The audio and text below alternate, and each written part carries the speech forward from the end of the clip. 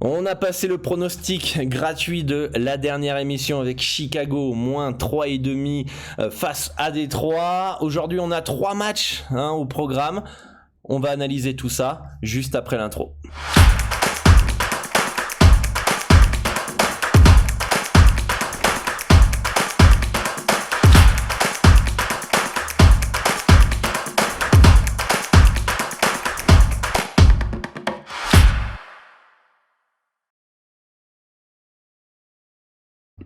Salut à tous, ici Dorado, votre expert en paris sportif spécialiste basket. J'aide les parieurs depuis 10 ans à arrondir leur fin de mois, vivre des paris sportifs ou se faire plaisir.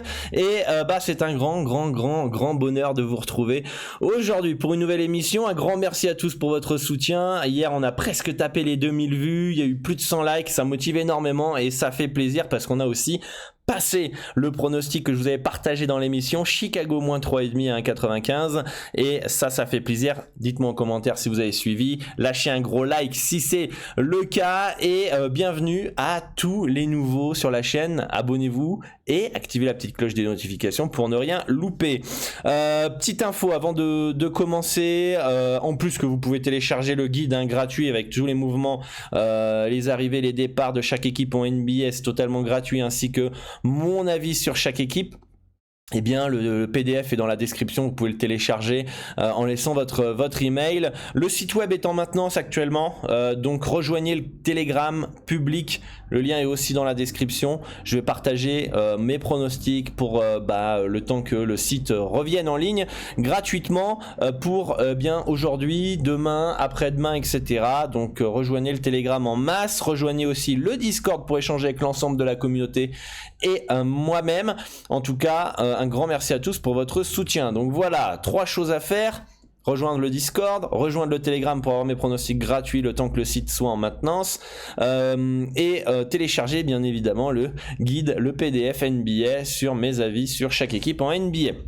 Voilà, bon, 3 matchs aujourd'hui. On va faire un petit récapitulatif de la veille en NBA. On va aller voir ça. C'était hier. On a Charlotte dans un match incroyable avec un gros 3e quart-temps qui remonte une vingtaine de points pour s'imposer à l'arrache face à Indiana.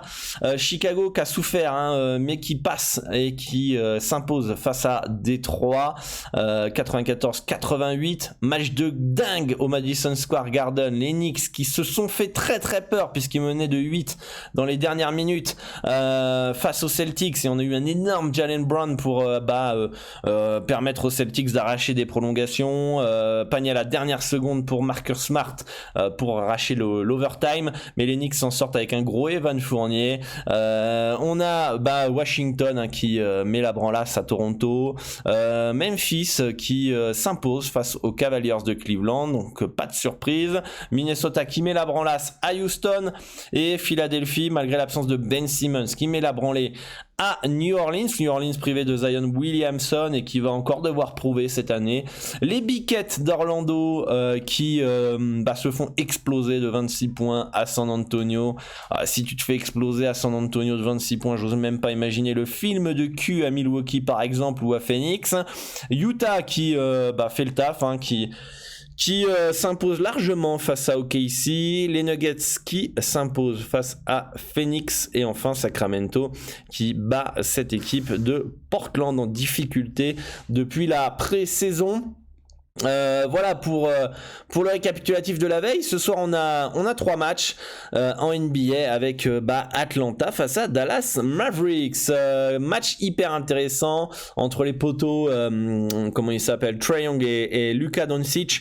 Match hyper intéressant, un match qui peut partir dans les deux sens. Je trouve quand même que du côté d'Atlanta, Trae Young est beaucoup mieux entouré que Luka Doncic. Luka Doncic, on l'a vu l'année dernière, était quand même un peu esselé. Il va falloir un gros Porzingis pour les Mavericks, pour ne pas avoir une Luka Doncic dépendance cette saison. Bien sûr, on le sait que le Slovène est capable de gagner à lui tout seul un match. Il est monstrueux. Moi, je pense que les Hawks partent logiquement favoris dans cette rencontre. J'enterrerai pas quand même les Mavericks dans cette rencontre. Je pense qu'ils sont capables d'aller gagner là-bas. Après, à 2,19, je trouve pas ça non plus ultra value, hein, les Mavericks. Je sais même plus ce que j'ai mis en handicap. On est quel jour? On est le 21. On va aller vérifier ça. Pour moi, ils sont capables d'aller gagner là-bas. Hein, clairement les Mavericks, mais est-ce que c'est si intéressant que ça d'aller dessus? Pour moi non.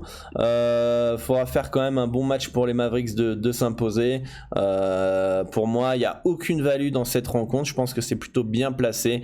Les Hawks peuvent s'imposer tout comme les Mavericks, mais pas de value ni pour l'un ni pour l'autre. J'aurais aimé que ça soit quand même un petit moins et demi à 2, hein, pour nos amis d'Atlanta. Je pense qu'on est quand même un poil plus proche d'une value Atlanta qu'une value Dallas, mais pour moi, dans ma stratégie, c'est un no-bet.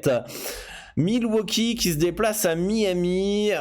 Milwaukee qui a fait forte impression, hein, le champion face au Brooklyn Nets lors du premier match. On a vu que le collectif était bien en place déjà avec une belle circulation de balles. Giannis Antetokounmpo est énorme comme d'habitude, mais ça se déplace à Miami.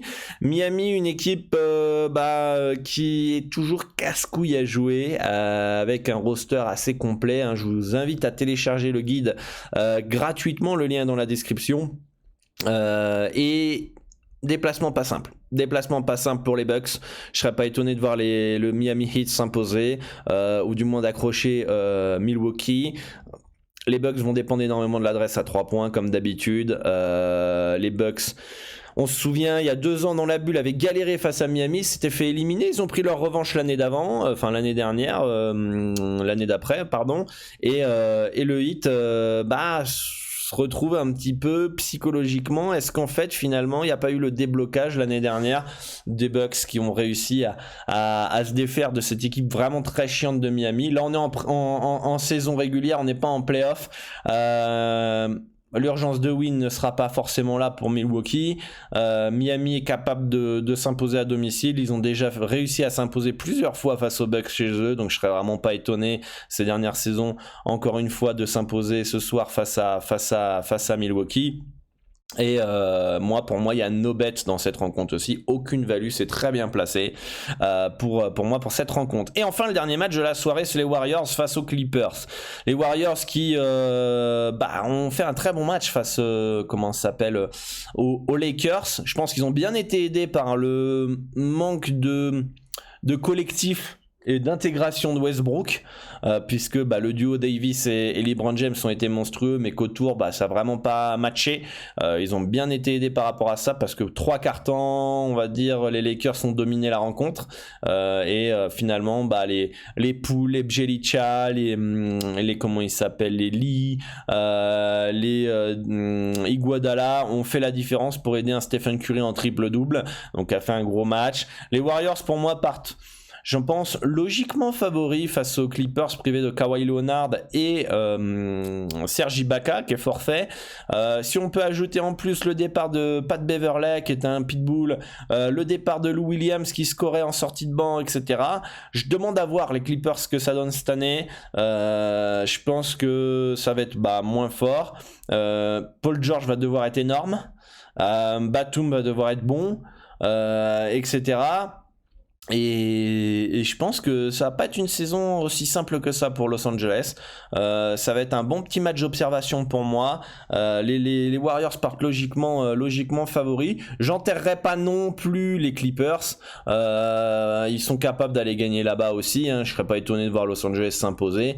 Mais en tout cas, pour moi, dans les 3 matchs de la soirée, c'est très bien placé. Pour vous dire un petit peu mes handicaps, j'ai un -2,5 pour Atlanta. Donc c'est moins 3,5 pardon, donc c'est quasiment le même. On est bien placé, on est dans ma tranche de no bet. Comme je vous dis, on est plus proche d'une value Atlanta.